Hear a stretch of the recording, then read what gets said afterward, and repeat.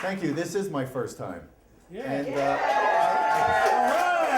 I had not planned at all to do a story, but I had to. So I was fortunate or unfortunate enough to go to Catholic grade school and high school.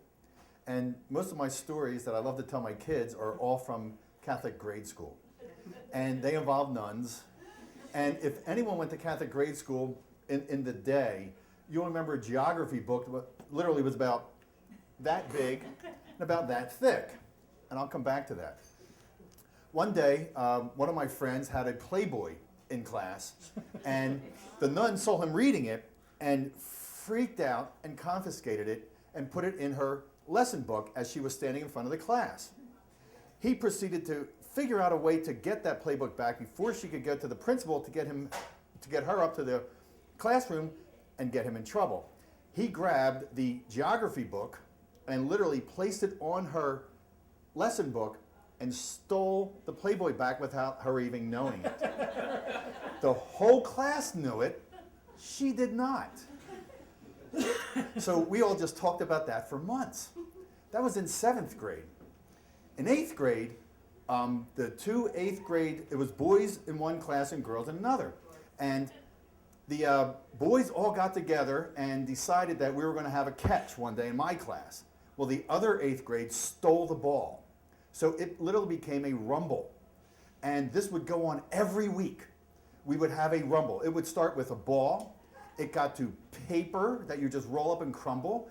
Anything that we could steal from each other and literally just tackle, throw, push, just hurt people. Broken arms. Someone suffered a concussion. There was some major stuff going on. So one particular day, a guy named Charlie McDermott, who was a pretty nervous guy, kind of a Rodney Dangerfield type guy, really nervous. He was always doing this kind of stuff. And he got especially torn up. And this was a late May, early June day, and it was really hot out.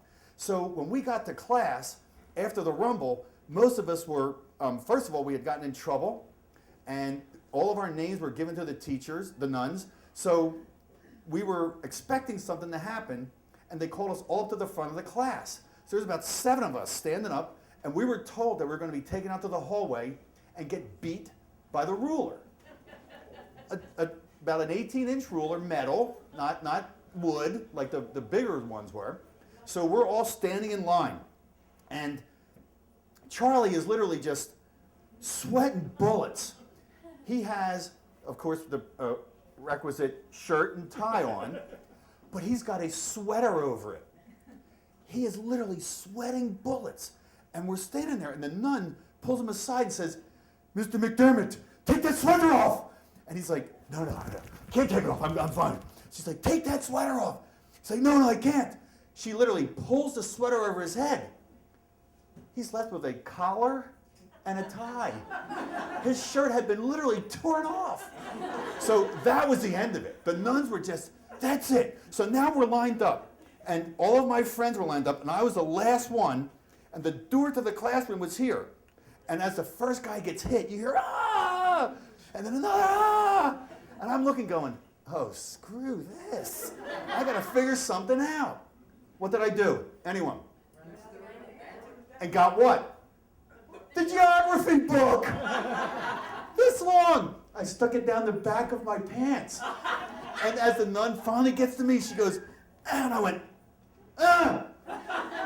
Hits me again. I was like, "Ah!" And the silver lining is not that I went to Catholic grade school, but the chance that I had to tell all my kids the phenomenal stories that I was able to beat the nuns in a number of ways. And that day was my crowning glory of not getting hurt, whereas everyone else couldn't walk for the next week. Everybody.